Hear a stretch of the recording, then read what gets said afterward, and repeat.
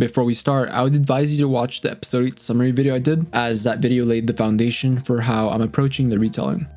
I am going to summarize episode 5 to 8 in a way that pertains to episode 9. I would say episode 5 is where we get our first major insight into Connor's anomalous powers, seeing how powerful the demon creature that is inside of him is, as well as what seems like Natalie's first attempt at looking into the source of Connor's powers. But because she isn't of high enough clearance to access the information, we're left with a heavily redacted version of the file, although she does request access to the file over the coming few weeks. In episodes 6 to 7, we see more of Connor's powers in action, that being his elite skills when it comes to primal combat. We also get a deeper understanding about Connor's psyche, which reveals he feels like he has to close himself off from everyone, hence the frequent egg metaphors.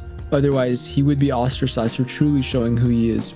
This stems from a perpetual need for love and attention due to a lifetime of being deprived from human intimacy. After using the Reaper on Ian Steele, he is able to go back home to see his family. Right after, Dr. Stavros tells Dr. Ludwig that there was a medical anomaly with Steth, who was particularly fond of Connor. Believing there to be some major connection, they immediately inform the site manager. At the end of episode 7, this moment happens. Dr. Powers, you've been requesting access to a particular file over the past few weeks. Is that correct? I understand that you've been neglecting your health checks as of late. I think it's in your best interest that you come to my office immediately. Natalie most likely had found out something terrifying about Connor and then refused to see him anymore. Episode 8 starts off with Connor undergoing a test with SCP-504. It's mentioned he hasn't seen Natalie since he returned from IKEA, but I'll chalk that up as a mistake since they were together afterwards. Once Connor leaves the testing facility, the episode would have split into a self-contained story about a city of Connor's living corpses. Now for what would have been the last episode, Confinement Episode 9, The Salesman. Episode 9 takes place in the Steele House, located in Sunset Villa. The Steele House used to be the home of an old lady whose family hasn't visited in years. The last person to actually pay the previous resident a visit was an interdimensional door-to-door salesman who tricked the old lady into unintentionally rending her own right arm in exchange for a time-traveling microwave. We are briefed on the mission and introduced to Minerva Chariot. She's an agent with specialized skills that was invited on short notice to assist with the operation led by General Marcus, who plans to use Connor's ability to exploit as many transactions as possible from the salesman. Connor and Minerva will pose as a happy, unsuspecting couple under different names. Minerva tosses a bundle of casual clothing at Connor so he doesn't look out of place. Connor continues to scroll through his device, checking Natalie's profile again just to see she still hasn't responded. Over the earpiece, General Marcus tells Minerva to keep an eye on Connor. Make sure he doesn't leave the house perimeter, and if he dies, you can take his kidneys as a bonus. Then, when he resurrects seconds later, you can kill him and take his kidneys again. That's kinda his thing. Try it out yourself. It's the funniest fucking shit I've ever seen. Enthusiastically, Minerva proceeds to repeatedly kill Connor and expertly extract his kidneys. Just as Connor opens the Dark Dock app, there's a knock on the door. Connor and Minerva sprint into place and open the door to a smiling salesman. Why, hello there, madam. How are ya?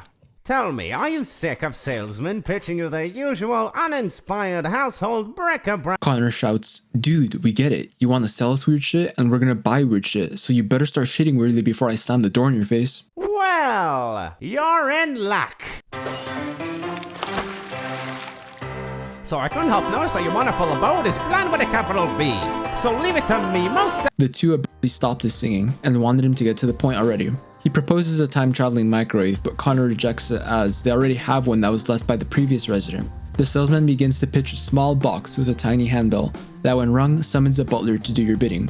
This dainty little box has a dainty little bell. Give this dainty little bell a dainty little ring, and a dignified gentleman appears, willing to do anything. Connor and Minerva graciously accept the box and charge it to his Amazon account. Connor registered for it by signing a contract whose ink is of the user's blood, because the salesman forgot his pen whose ink is of the user's blood. Right after, the salesman is revealed to be grinning widely while dangling Connor's lungs like a pair of bananas in a banana holder. He remarks that they only weigh 2.7 pounds and he should cut back on the smoking. Shocked, Minerva embraces Connor's body, shouting what a monster the salesman is. As she closes the door in front of him, he stays laughing while she draws out her acting. Minerva scolds Connor for his bad acting. He reluctantly agrees that he'll improve. Connor opens the door to the salesman holding what looks like an ordinary MP5 machine gun, but explains that it's organic, and because he's been such a valuable registered customer, he'll gladly upgrade it to the self-aware consciousness model, free of charge. They gladly accept the gun, being told it's half off. Connor is revealed to be holding it, but with half of his skin and clothing missing, perfectly cut down the middle. He collapses and begins to thrash around in immense agony. Minerva shouts, "Oh my god, when you told me that this was an organ job, I didn't, his skin is half and he's moving around. Oh my god, I see why your girlfriend's a therapist now." She acts out of pure instinct, pulling Connor into the house, slamming the door behind him, but it doesn't latch shut and is left slightly ajar. She takes aim and fires a single suppressed shot right in between his eyes so he can then resurrect. Montage time. They both continue securing anomalies from the salesman. We then switch perspectives to the characters inside of the surveillance van, discussing the ridiculousness of a military drone pilot streaming his bombing mission on a website called Dark Doc. Dr. Fish alerts Dr. Wilson saying, "Shut the fuck up right now. Do you think that guy would want a pistachio?" Dr. Fish points at the monitor displaying Ian Steele walking down the sidewalk approaching the house. The two MTF soldiers are standing by the mailbox, both of which wear badly fitting civilian disguises over their MTF uniforms. He gets to them saying he's aware of the operation that is currently in progress and shows them the deed to the property, as well as his Costco membership card, which should satisfy the necessary criteria for complete access to the property. In the surveillance van, we see Dr. Hilda read off the monitor, revealing that they completely overlooked his release from Site 95, and the fact that he owns this house. This could completely ruin the mission, but the entire staff just shrug it and say, eh. Ian unlocks and opens the front door.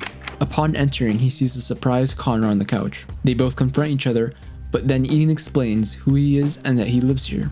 After settling down, they talk back and forth. Ian mentions how they fixed him, and Connor says that Natalie told him about the Reaper before. Ian asks if he has any idea what happened to his mom, Annie Steele, as he assumes she's either dead or moved out, and that's why the house is being used. Connor doesn't know but guesses she might be dead.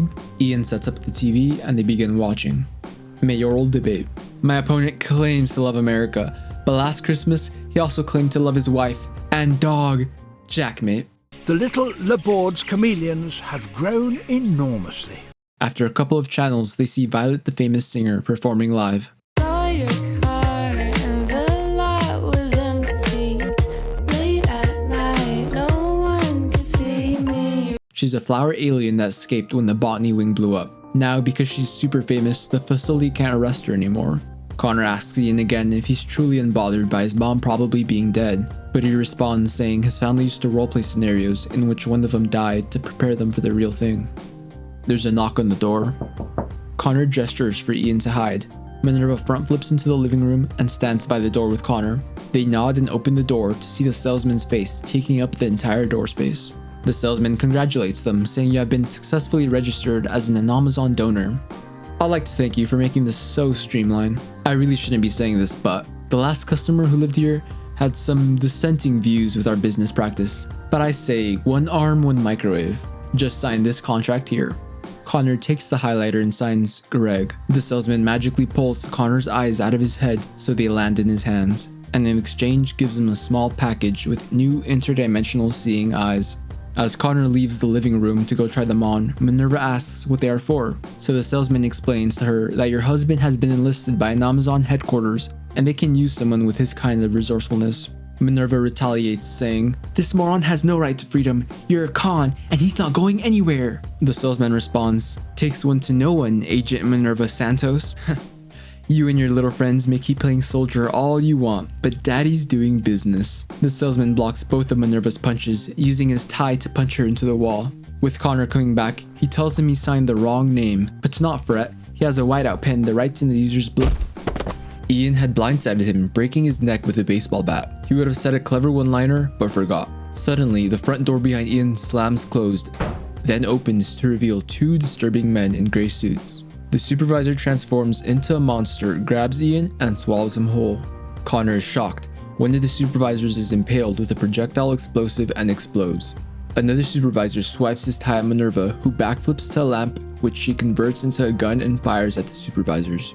He hides behind the kitchen desk before he notices the bin of products by him, More supervisors begin breaking into the house, so he tries to utilize the products on the oncoming supervisors and is somewhat successful. Minerva tells him to hide and stay out of the way.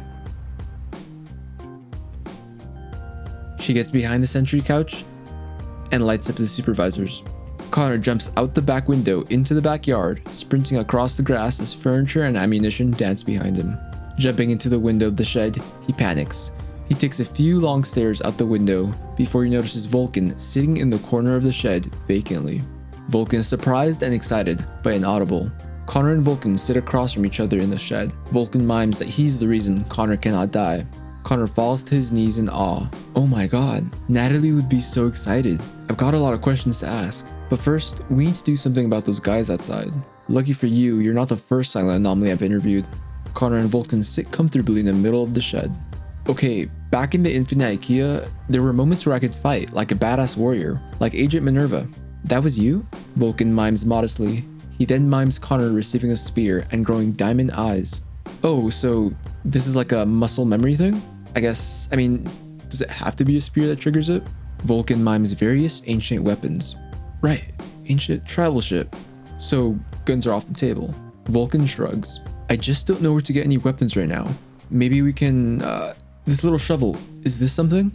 Vulcan nods and mimes Connor taking the small shovel and stabbing himself, carving a tribal marking on his chest.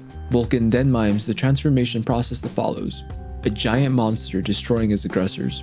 Connor finds the highlighter in his pocket. Vulcan and Connor get excited. Connor's smile fades. Not that I don't trust you, but I've seen this movie before. So what are the odds of this final form going off the rails and killing innocent people? Vulcan shakes his head. I assume you mean we'll be fine. That was a bad question framing on my part. They already had me locked up. What else can they do? More weirdness means more dumb tests and experiments, which means more time with Natalie. Alright, let's do it. Connor draws the image loosely onto his shirt with the blood highlighter. Oh, one more. Why do my clothes come back when I regenerate? Not complaining, just curious. Connor's skin turns gray and begins to bloat rapidly, destroying the shed. Connor's mask becomes a jagged tower of spikes and claws, taking the shape of a gigantic octopus. The sky turns red and the sun turns black. The MTF look up in fear, the neighbors look up in fear, and the facility staff exit the surveillance van to look up in fear. The supervisors break through the walls of the house and begin to attack the jagged tower, but are violently destroyed. One supervisor is thrown miles away, and the tower begins to crack and shatter, vanishing and returning the sky to normal. Everyone begins to slowly approach the backyard, where they find Connor lying in the remains of the shed. Connor groans in pain. He turns his head to see Vulcan splayed in rest too. To his surprise, Agent Minerva, the MTF, and General Marcus aim their guns at him. Shortly after, a large containment box is carried in by a facility drone to take Connor away. Connor slowly wakes up in a glass containment unit in cybernetic restraints. Agent Minerva, Dr. Ludwig, and Dr. Stavros stand around the unit in a dark room. Dr. Stavros tells Connor he has a phone call from the site manager. He lifts an office phone towards some speaking holes on the glass unit. Connor answers the phone with a hesitant, muffled, "Hello?" Vulcan of the Void, this is not where you belong. You cannot hide from me here, or there, or anywhere. Not even in this poor, clueless D class. It's just such a relief to finally have everything in place. You have no idea. And just in time too. We figured out how to kill you. Connor sees Vulcan angry at the phone. Not just you, everything about you, everything you've done and everything you are, will be rightfully burned into the ground. Unfortunately, for your cozy little home, he'll have to burn too. Tit for tat. Connor begins to lightly panic, but the restraints hold him in place. D-Class, I'm talking at you now. Know that this isn't some punishment for your work ethic, or cheeky impulsive disobedience, but rather an impersonal correction, inescapably linked to your death. In fact, it's so impersonal, I've chosen not to learn your name. And you're welcome. Tomorrow morning, we will begin extracting the spectral virus from your body with the Reaper. Cool name, I know. But it unfortunately has a problem with organic tissue. And, well, I won't mince words, you will die in the process. I did not come to this decision lightly. I had to murder and replace my entire ethics committee board just to get my foot in the door. But it's cutthroat decisions like these that literally put me in charge. But if it lightens your mood, remember that if it weren't for you, I never would have found my happy ending. Dr. Stavros, I'm done here. Take him to the dump. The staff talk in the background while Connor thinks. Vulcan urges Connor to jump backwards to break the restraints control box on the back of his neck. He's confused at first, but then does so and breaks his neck, headbutting the glass, shocking the staff. Connor then spawns outside of the containment cell. Just as he's about to make his escape, rebar shoots from the concrete below his feet and impales his non-vitals. Vulcan panics. The phone levitates to mouth height, some feet from Connor. 2 security cameras extend into place above the phone's speaker. Rebar extends and twists around to make the skeleton of a torso. Finally, chunks of broken concrete construct the body of Site Manager Rojo. Connor groans in pain. Calmly, Rojo begins to speak. I'm not angry. It's my fault for stealing Anderson Robotics, knowing they make flimsy torture tech. I should have known. Even the US military went with another supplier. Listen, a lot happens in the life of a house spirit. One minute you're a wooden hut being ransacked by barbarians in the Dark Ages.